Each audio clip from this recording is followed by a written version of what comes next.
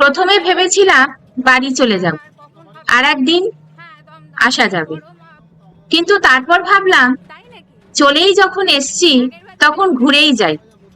তাই জন্য বাতাসা গ্রাম থেকে আবার আর একটা টোটো করে আমি এবার রওনা দিলাম আর একটা গ্রামের উদ্দেশ্যে।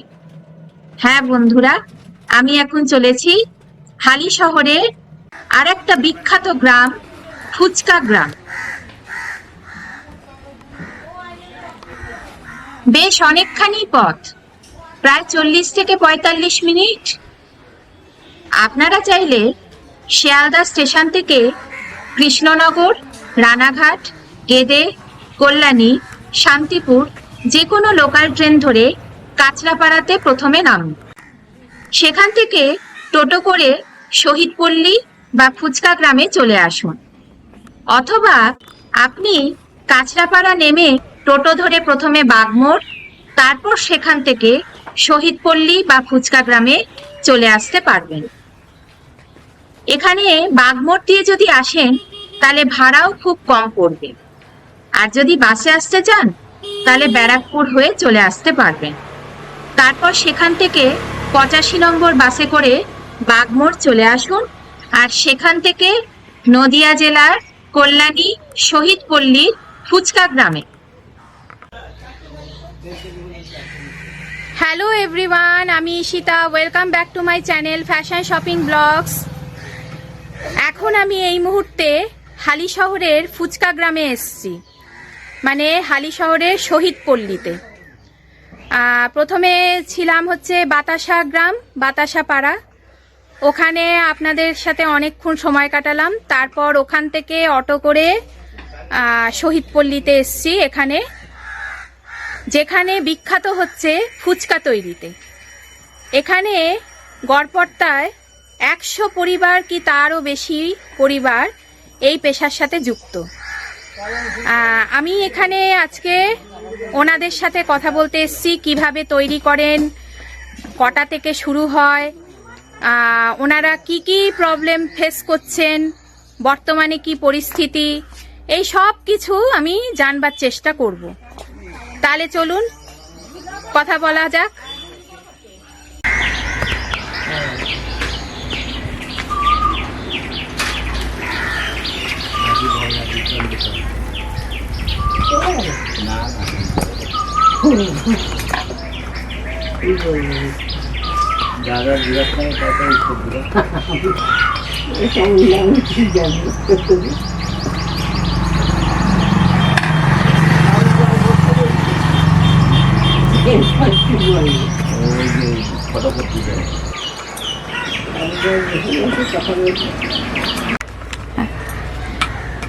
নমস্কার মাসি। নমস্কার। হ্যাঁ, আচ্ছা আপনি ফুচকা তৈরি করছেন? হ্যাঁ। কটা থেকে শুরু করেন? ওই 7টা থেকে শুরু করি। আর কটা অবধি? 1টা বাজে। রোজ? রোজ। রবিবার বলে কোনো বাদ? আমাদের তো এটা সরকারি চাকরি না, বেসরকারি। হ্যাঁ হ্যাঁ, স্বনির্ভর প্রকল্প। স্বনির্ভর প্রকল্প। কত পরিবার এখানে এই পেশার সাথে যুক্ত আছে? 100 তো হবেই। 100 হবেই। আপনার এই কত বছরের অভিজ্ঞতা? আমাদের বেশি না, 3 বছরের অভিজ্ঞতা। আচ্ছা, বংশ পরম্পরায় এখানে প্রত্যেকে এই পেশায় আছেন? আর এই পেশায় মানে যতদিন শুরু হয়েছে ততদিন আছে। বংশ পরম্পরা তো যারা এরপরে হচ্ছে তারা বংশ পরম্পরা। আচ্ছা আচ্ছা। কত মানে ডেইলি কটা করে আপনারা ফুচকা তৈরি আপনি কটা করে করছেন? আমি কটা করছি? হ্যাঁ, আজকে যেমন হবে 2000। 2000? হ্যাঁ, 2000 তো হবে। বাপরে বাপ। আচ্ছা, কিভাবে তৈরি করছেন একটু বলবেন আমাকে? এখন তো বেলছেন। এখন বেলছি। হ্যাঁ, এর আগের কি করেছেন? এর আগে আটাটা মাখতে হয়। আটার সাথে কি সুজি থাকে?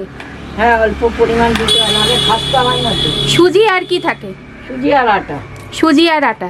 সেটা মেখে রেখে দিতে হয়। মেখে রেখে দিতে হয়। কটার সময়? 3টে, ভোর 3টে থেকে শুরু করেন?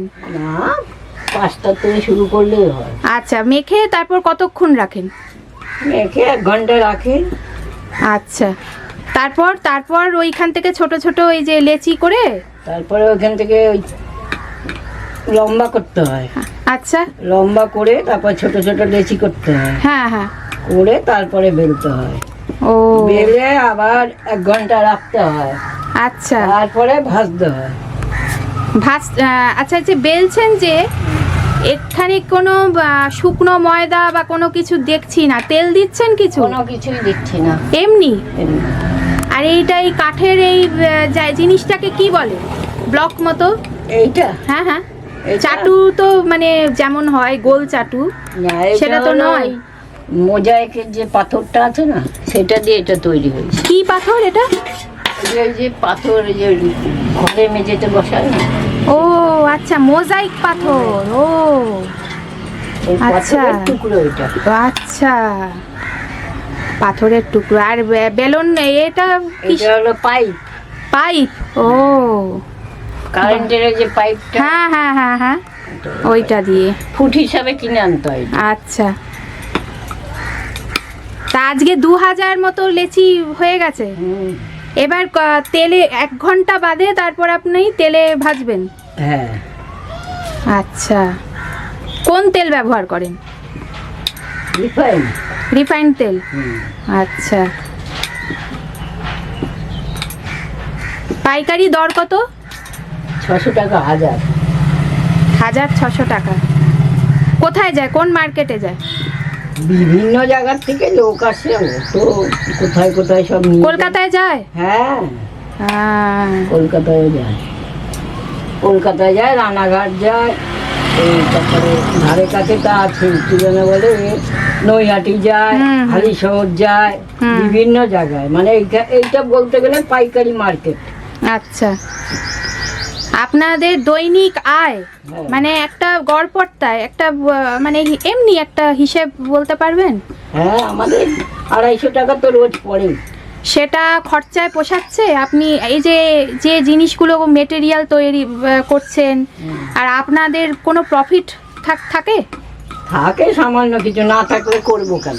সেইটাই, সামান্য কিছু থাকে। হ্যাঁ, থাকে না সেটা বলাও ভুল, অনেক থাকে সেটা বলাও ভুল। হ্যাঁ নিশ্চয়ই হ্যাঁ, সামান্য কিছু থাকে। থাকে। একটা খাটনি পরিশ্রমের একটা দাম হুম, আছে। থাকে। সেইটাই। থাকে না সেটাও বলা যাবে না। না থাকলে আমি এই যে সারাদিন পরিশ্রম করছি, হুম, এটার একটা দাম আছে। হ্যাঁ মাসি, এই ফুচকাগুলো ভেজে তারপরে যে ফুলকো ফুলকো হয়ে যায়, হুম। তারপর খাস্তা ফুলকো, তারপর ওগুলো কি করো মানে? প্যাকেটে প্যাকেটে? প্যাকেট আছে, হ্যাঁ, বড় প্যাকেটের বড় মধ্যে, প্যাকেট। বড় বড় প্যাকেটের মধ্যে হ্যাঁ। ভরে রাখতে হয়, নাহলে হাওয়ায় এয়ারটাইট প্যাকেট, হ্যাঁ। তারপর চলে যায়। তারপর চলে যায়। কতদিন থাকবে ওই এগুলো? এটা কড়া ভাজা হলে ম্যাক্সিমাম 1 মাস থাকবে। ম্যাক্সিমাম 1 মাস। এবার এই যে তারপরে তো মানে এই পেশার সাথে যারা আছেন তাদের কি কাজটা শুধু এই ফুচকার এই লেচি বেলে তারপর ভেজে তারপরে পুর তৈরি করা সেগুলো আর কোনো সেগুলো পার্ট যারা নয়? বিক্রি করে তাদের কাজ, তাদের কাজ। হ্যাঁ, এবার বুঝলাম।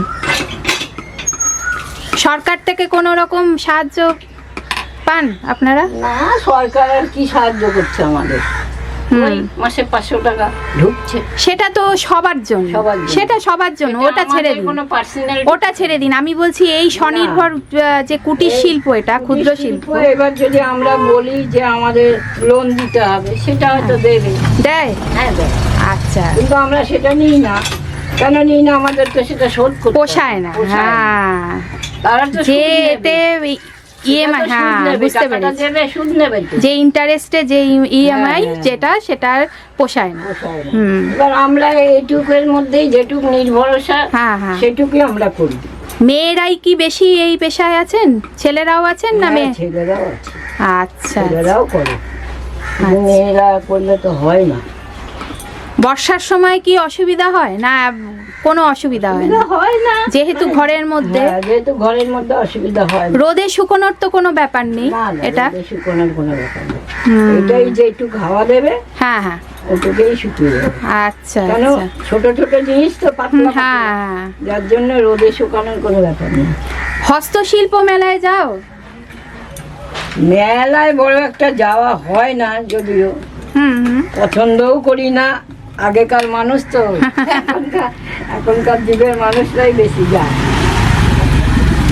ওখানে আসলে সরকার থেকে স্টলের ব্যবস্থা করে দেওয়া হয় সব কিছু, ওখানে গিয়ে আচার, বড়ি, পাঁপড়, হ্যাঁ। ফুচকা, অনেক কিছুই, অনেক কিছু। বা খাবারের হ্যাঁ মানে আপনারা যদি যান হস্তশিল্প মেলায়, আমার মনে হয় অনেকের কাছে ছড়িয়ে যাবে। হ্যাঁ, বিশেষ করে ফুচকা, সেগুলো এই যে- গোলগাপ্পা, পানিপুরি। সেগুলো এই যে তোমাদের মতন অনেক লোক আসে, হ্যাঁ, অনেকে আসে। অনেকে আসে, তো ওই হ্যাঁ। জন্য এখন আর ওই সরানোর জন্য মেলায় যেতে হয় না। হুম, এখানে এমনি সোশ্যাল মিডিয়ার হাত। হ্যাঁ, একদম তাই, সোশ্যাল মিডিয়া ঠিক একদম সেই ভূমিকাটা। হ্যাঁ। এইখানে যে এত বড় কর্মকাণ্ড হচ্ছে সেটাও আমিও জেনেছি সোশ্যাল মিডিয়া। আমার বাড়ি দমদমে। ও, হুম, দমদমেও তো এই মাল চলে যায়। হ্যাঁ সেইটাই। কবে থেকে শুরু হয়েছিল এই পেশা, কে শুরু করেছিলেন, হঠাৎ করে এই ফুচকা গ্রাম কেন, এটা কোনো ধারণা আছে? হ্যাঁ, আছে তো অবশ্যই। কি গল্প কিছু আছে একটু শুনি। গল্প আছে, মানে ওই পাড়ায় একজন প্রথম শুরু করে। কে? কোনো ভদ্রমহিলা, ভদ্রলোক। ভদ্রলোক? আচ্ছা, কি কারণ থাকতে পারে? কারণ থাকতে পারে, মানে ওনারা জেলে তো মাছ টাছ ধরতো। আচ্ছা। বর্ষায় কিছু মাছ টাছ তখন একটু কম ছিল, আচ্ছা, কি করা যায়, তখন এই মাথায় ঢুকলো। ঢোকার পরে তখন অল্প কিছু শুরু করলো। অল্প কিছু শুরু করার পরে সেটা বিক্রি করে দেখলো ভালোই লাভ। হ্যাঁ হ্যাঁ। তারপর আস্তে আস্তে আস্তে আস্তে আস্তে তারপরে আরো 2-4 জন দেখলো যে না, ভালোই তো ব্যবসা করছে। হ্যাঁ, তাহলে এই আমরাও করতে করতে করি। ছড়িয়ে গেছে, ছড়িয়ে গেছে। 100 পরিবার হয়ে হ্যাঁ, গেছে। 100 এখন বর্তমানে 100 পরিবার আছে। বিরাট কমিউনিটি। হ্যাঁ, এখানে ফুচকার স্টলে অনেক নানান রকম ফুচকার নাম, যেগুলো অন্য জায়গায় পাওয়া যায় না। যায় না। হ্যাঁ। যেমন হচ্ছে আপনার চিকেন ফুচকা, হ্যাঁ। চকলেট ফুচকা, দই ফুচকা, আইসক্রিম ফুচকা। এটা কি আইসক্রিম ফুচকা ব্যাপারটা? হ্যাঁ, আইসক্রিম ফুচকাও বিক্রি হয়। কি ব্যাপার এটা? ওটা ওই যে ফুচকার মধ্যে দিয়ে দেয়, আলু দিল, তারপরে একটু আইসক্রিম দিয়ে দিল। ও বাবা, আচ্ছা, নানান রকম ভ্যারাইটি। হ্যাঁ। আর জল ফুচকা ব্যাপারটা কি, মানে যেটা তেঁতুলের ফুচকাটাই তো মেন। মেন, এগুলো তো সব মানে এগুলো extra। স্টাফিং যেগুলো সেগুলো পাল্টাচ্ছে, হ্যাঁ, কখনো চাটনি, কখনো চিকেন, চকলেট, অনেকটা চাটের মতো। হ্যাঁ, হ্যাঁ। হ্যাঁ। এখানে কি বিকেল বেলায় স্টল দেওয়া হয়? হ্যাঁ, এইটাই স্টল? হ্যাঁ। আচ্ছা, বাহ। মাসি, নামটা একটু শুনি। নাম বলতো? হ্যাঁ, নিশ্চয়ই। নাম আরতি দাস। আচ্ছা, অনেক ভালো লাগলো, ভালো লাগলো। অনেক কিছু জানতে পারলাম। আর একসাথে অনেক ফুচকা হয়ে আছে, এরকম কোনো আছে তোমার কাছে? মানে হ্যাঁ, আছে। একটু দেখাবেন? প্রচুর ফুচকা এরকম বান্ডিল করে করে রয়েছে, 1000 করে আছে সব কটার মধ্যে। 1000? হ্যাঁ, এই একটা প্যাকেটের মধ্যে 1000 করে আছে। বাবা, হুম। এগুলো এবার তারপর এগুলো পাঠাবে? সব পাইকারি চলে যাবে। পাইকারি চলে যাবে? হ্যাঁ, হ্যাঁ। এগুলো সব পাইকারি চলে যাবে। বাহ, ঠিক আছে। আপনার নামটা একটু বলুন। আমার নাম ভজন বিশ্বাস। আচ্ছা, এই কাছেই রাসমণি ঘাট। হ্যাঁ, হ্যাঁ, সামনে। তা রেটটা একটু যদি বলেন আমায়, কি রকম রেট? ওই জল ফুচকা যেটা, সেটা আগে 14টা দিত, এখন 10টা দেয়। 10 টাকায় 10 টাকায় 10টা। আর চাটনি ফুচকা আছে? চাটনি ফুচকা 10টা 20 টাকা। আচ্ছা আর দই ফুচকা 6টা 20 টাকা। আচ্ছা আর চিকেন ফুচকা 6টা 40 টাকা। আচ্ছা আর আইসক্রিম ফুচকা 6টা 40 টাকা। আচ্ছা আচ্ছা আর ওই যে চকলেট ফুচকা 6টা 40 টাকা। আচ্ছা। তা এই যে স্টাফিংগুলো, এগুলো আপনারাই তৈরি করেন না বাইরে থেকে আসে? এগুলো সব আমাদের নিজেদের তৈরি করা। আপনারাই তৈরি করেন? এই তৈরি শুরু হবে? না, এখন ওই যে বেলছে, বেলার পরে ভাজা হবে, ভাজা হলে 6টা থেকে তৈরি শুরু হবে। আচ্ছা, বিকেল 6টা থেকে? আমার দোকান 6টার থেকে, অন্যরা খোলে 4টে 3টেই খোলে, আর আমি খুলি 6টায়। আচ্ছা আচ্ছা, আমি কি ভাজাটা দেখে যেতে পারবো? তুমি ঘুরি আসবে দেখবে। আচ্ছা, আমি একটু ঘুরে আসি।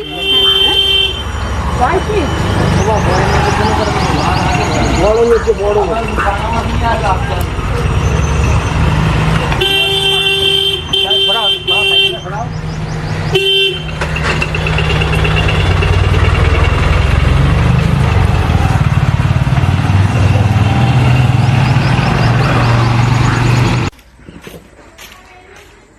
আমি সকালবেলায় এসছি, মানে এখন দুপুরের দিকে আস্তে আস্তে সময় গড়াচ্ছে।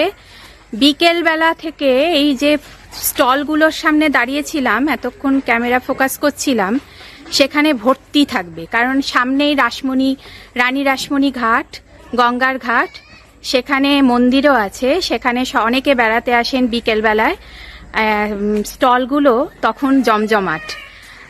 চিকেন ফুচকা, চিজ ফুচকা, লোটে মাছ ফুচকা, চিংড়ি ফুচকা, ভেটকি ফুচকা, পমফ্রেট ফুচকা, তারপর হচ্ছে স্পেশাল চুরমুর, কোনো মানে কত রকমের যে ফুচকা বলে শেষ করা যাবে না। ম্যাঙ্গো ফুচকা, আনারস ফুচকা মানে পাইনাপেল ফুচকা, পনির ফুচকা, জেলি ফুচকা, মিষ্টি দই মানে নবদ্বীপ স্পেশাল মিষ্টি দই দিয়ে ফুচকা, ভুট্টা কর্ন ফুচকা, নানান রকমের স্টাফিং ফিলিং দিয়ে এখানে ফুচকা বানানো হয় আর রসাস্বাদন করানো হয়।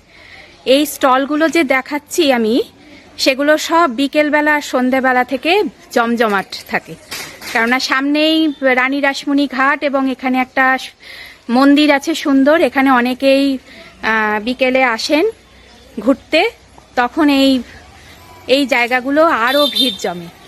এখন প্রস্তুতি পর্ব চলছে, আমি আপনাদের দেখালাম ফুচকা লেচি বানানো হচ্ছে, তারপর আর কিছুক্ষণ বাদে ফুচকা ভাজা হবে, তারপর ওগুলো প্যাকিং হবে, তারপর বিভিন্ন স্টলে স্টলে চলে যাবে। এখানে তো বটেই, তাছাড়াও কলকাতাতেও বিভিন্ন জায়গায় যায়। ঠিক আছে, আমি আরও এগোচ্ছি, দেখি ততক্ষণে।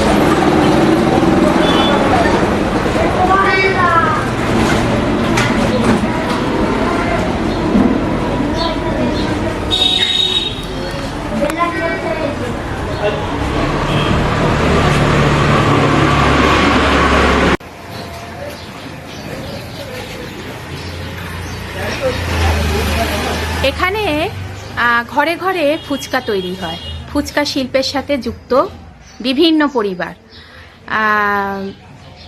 আমি এই মুহূর্তে নদিয়া ডিস্ট্রিক্টের কল্যাণী মানে হালি শহরের শহীদ পল্লীতে আছি, ফুচকা গ্রাম বা ফুচকা পাড়ায়। ঋষিবালা ফুচকা স্টল, সেখানে একটা ফাঁকা বেঞ্চ, এখানে আমি বসে আছি। বিকেল থেকে শুরু হবে জমজমাট। এখন ফুচকা তৈরির প্রস্তুতি চলছে ঘরে ঘরে। তারপর বিকেল সন্ধেবেলা থেকে উপচে পড়া ভিড় প্রত্যেকটা স্টলে স্টলে। ডিফারেন্ট টাইপের ফুচকা এখানে পাওয়া যায়, যেটা আর কোনো জায়গায় পাওয়া যায় না।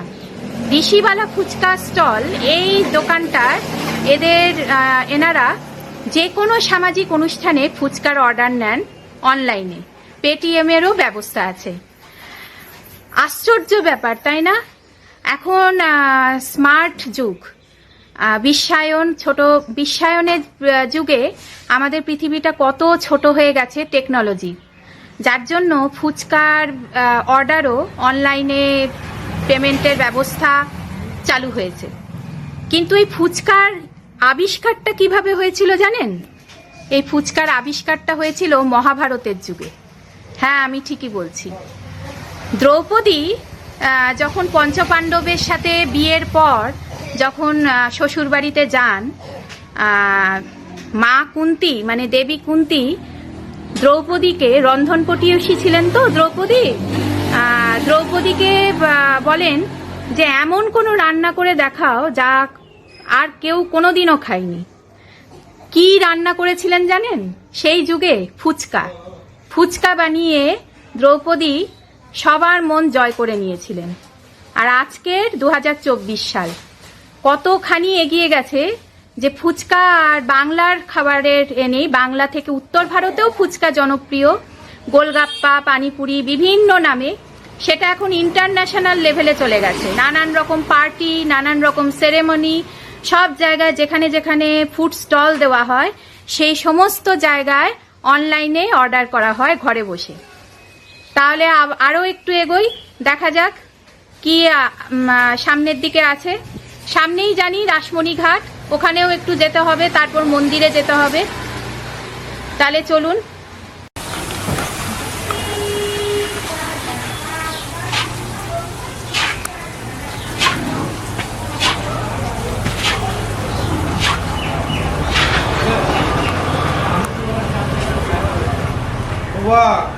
হ্যাঁ, একটু বানিদা উপরে চলে যা,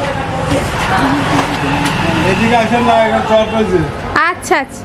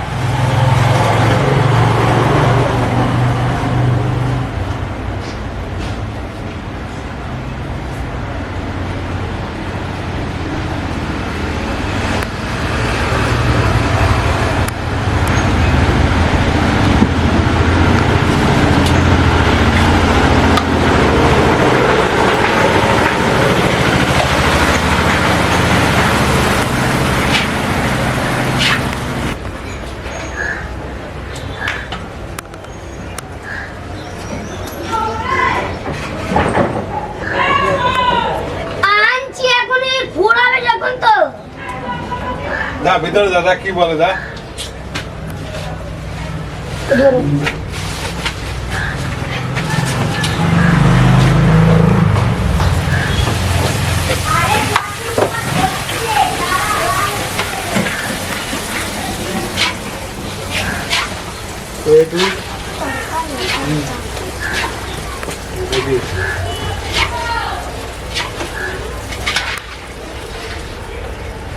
ওই জায়গা ঠিক আছে হ্যাঁ কালো হয়ে গেল সামনে নিয়ে গেল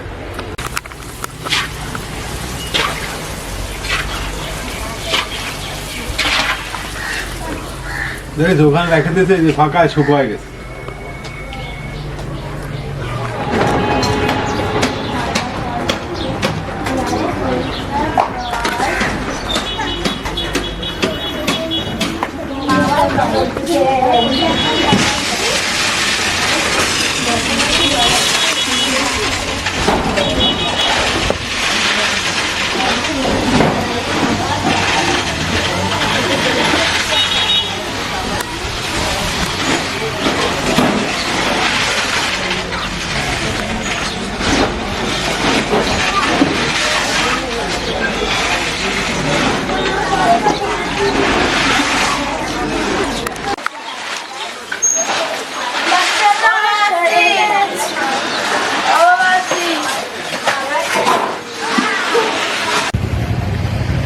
আমি অনেকক্ষণ থেকেই হালি শহরের শহীদপল্লীতে এসছি, ফুচকা গ্রাম বা ফুচকা পাড়াতে ঘুরছি। অনেকের সাথে কথা বললাম, কারখানার ভেতর ঢুকলাম, স্টলগুলোর ভেতরে ঢুকলাম, ওনাদের সাথে কথা বলার চেষ্টা করলাম, অনেক কিছু জানতে পারলাম। এখন আমি শহীদপল্লী প্রগতি সংঘ ক্লাবের সামনে দাঁড়িয়ে আছি। এরই পাশ দিয়ে একটা রাস্তা চলে গেছে যেটা হচ্ছে রানী রাসমণি গঙ্গার ঘাট। আমি ওখানে এখন যাব, ওখানে একটা মন্দিরও আছে সুন্দর। চলুন তাহলে যাওয়া যাক।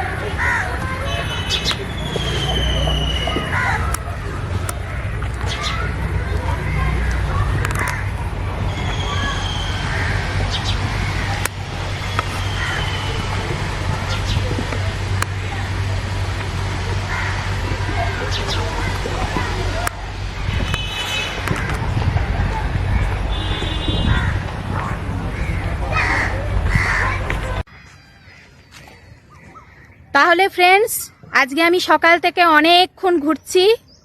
প্রথমে কাঁচরাপাড়া স্টেশন, ওখান থেকে অটো করে সোজা চলে গেলাম হচ্ছে বাতাসা পাড়া বা বাতাসা গ্রাম, যেটা মনসাতলা। তারপর ওখানে অনেকক্ষণ সময় কাটিয়ে ওনাদের সাথে কথা বলে আবার অটো করে চলে এসেছি ফুচকা গ্রামে, ফুচকা পাড়া বা ফুচকা গ্রাম, শহীদ পল্লী। আসলে এই জায়গাটার নাম শহীদ পল্লী। এই শহীদ পল্লী প্রগতি সংঘ ক্লাবের পাশ দিয়ে একটা রাস্তা চলে গেছে। এই রাস্তা দিয়ে এগোতে এগোতে আমি এখন যেখানে আছি এই মুহূর্তে, সেটা হচ্ছে রানী রাসমণি গঙ্গার ঘাট। আমার পেছনেই দেখছেন কতকগুলো নৌকো, পরিত্যক্ত নৌকো আছে। আবার ওই পাশে যে গঙ্গার ঘাট, বিশাল বড় গঙ্গা নদী চলে গেছে কল্যাণী থেকে নৈহাটি অবধি। সেখানে নৌকো, এখানে এই মানে রানী রাসমণি ঘাটের সাথে নৌকো যাতায়াত করে। যা শুনলাম যে প্রথমে শহীদ পল্লীর এত নাম ছিল না। এই যে পেছনে, আমার পেছনে যে ইট ভাটাটা দেখছেন, এই ইট ভাটার জন্য আস্তে আস্তে রানী রাসমণি ঘাটের নাম পরিচিতি বাড়তে থাকে। রানী রাসমণি ঘাটে এখানে অনেকেই আসতো, বরাবর মন্দিরে পুজো দিতে আসতো। এখানে মন্দির, দুটো মন্দির, সুন্দর মন্দির, ঘুরে দেখবো, আমি অবশ্যই ঘুরে দেখবো, যেতেই হবে। তারপর আস্তে আস্তে এই জায়গাটার আরও নাম বাড়তে থাকে ফুচকা গ্রাম বা ফুচকা পাড়া হিসেবে। তাহলে বুঝতেই পারছেন জায়গাটা দিনে দিনে পরিচিতি ফেমাস হয়ে গেছে। তাহলে আর বেশি কথা নয়, এবার ঘুরে দেখি তাহলে।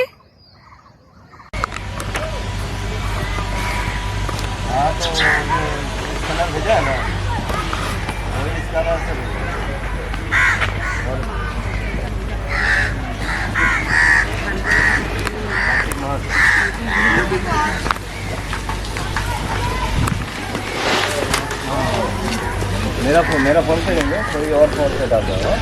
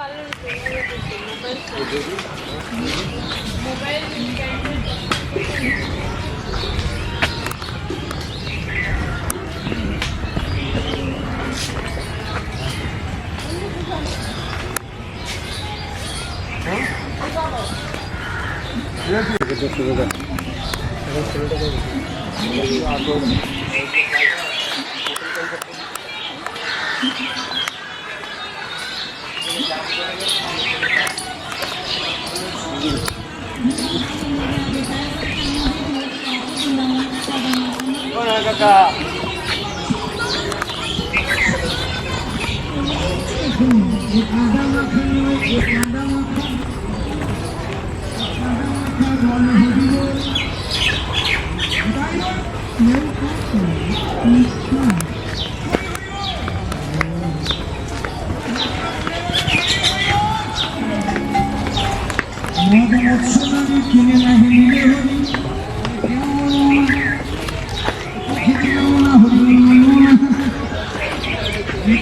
বললেন মহাপ্রভুটাকে বললেন যা বলার বলো হরি বল মাগুর মাঠের ঝোল যুবতী নারীর কোল বল হরি বল। সবাই বলল হরি হরি বল। কেন বাবা যিনি মহাপ্রভু কথাটা নিশ্চয় চিন্তা করে বলেছেন। বলে হরি বল মাগুর মাঠের ঝোল। মাগুর মাছ কোথায় থাকি? মাগুর মাছ কোথায় থাকি? যার নাম হলো কাদা। কাদা নয় কাদা হরি বল। কাদার ভেতরে থাকে কি? এই আমরা কাদা মেখে দিচ্ছি মশা দিল হরি বল।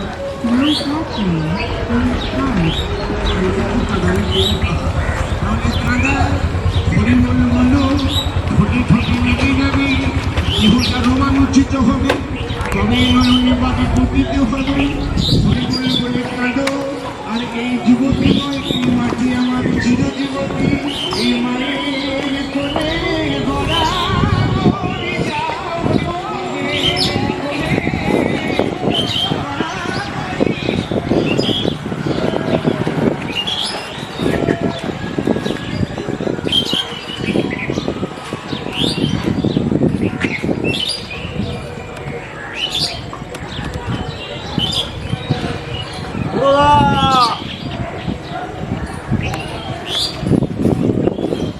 দেরি হলো আমার হয়ে গেল। আমি উঠে যাবো, অনেকক্ষণ কাজ করলাম, অনেকক্ষণ দাপড়ালাম। আরে এটা তো দাপড়াবে নি, গরমকাল।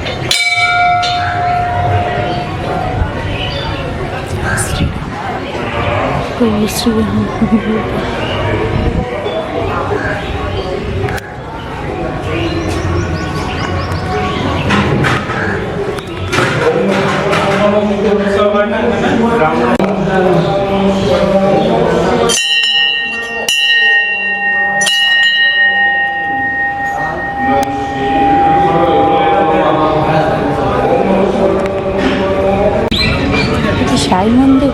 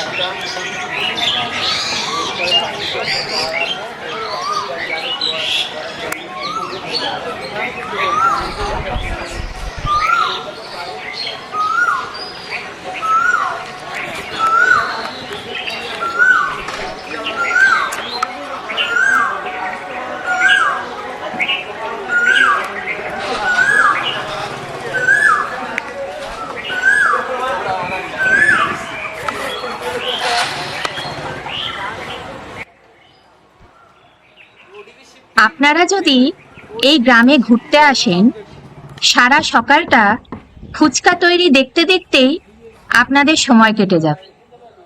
তারপর মায়ের মন্দির দেখে নিন, মায়ের ভোগ খান। পাশেই রাম মন্দির, চ্যানেলের কাজ। একটা মহাদেবের মন্দিরও আছে, সাই মন্দিরও আছে। তারপর গঙ্গা বক্ষে নৌকায় চড়ুন, ইনস্টাগ্রামেও যাবে।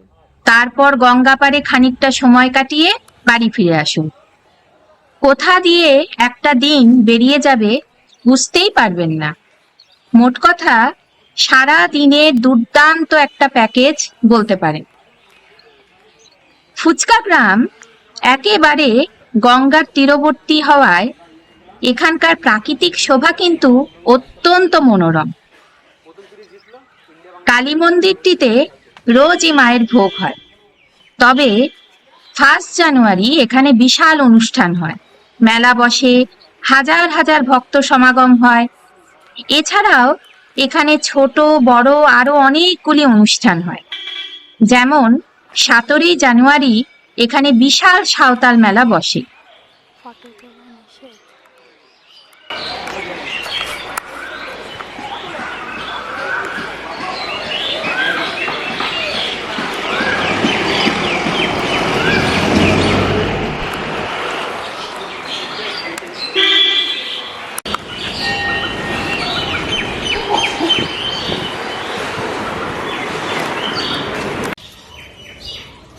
এখানে হোমযজ্ঞ হয় পুজোর সময়, হোমাগ্নি, বুঝতেই পাচ্ছেন, যজ্ঞকুণ্ড। আর সামনেই হচ্ছে মন্দির, আমার পেছনে মন্দির।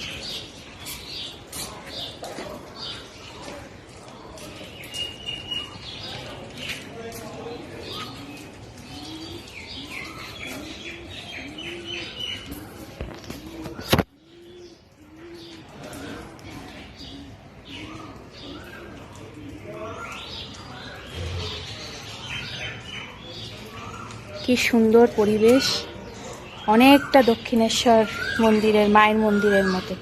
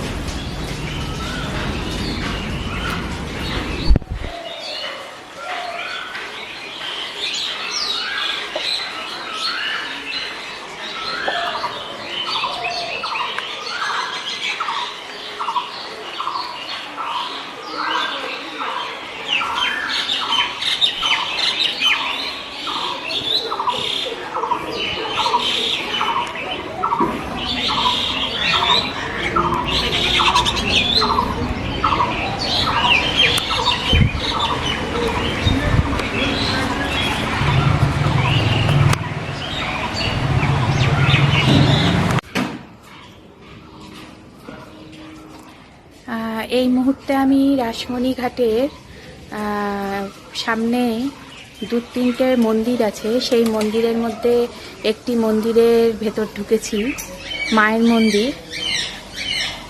এত সুন্দর পরিবেশ, অনেকটা দক্ষিণেশ্বর মন্দিরের মতো ধাঁচ, ছোট্ট মন্দির কিন্তু এত সুন্দর পরিবেশ, নিরিবিলি।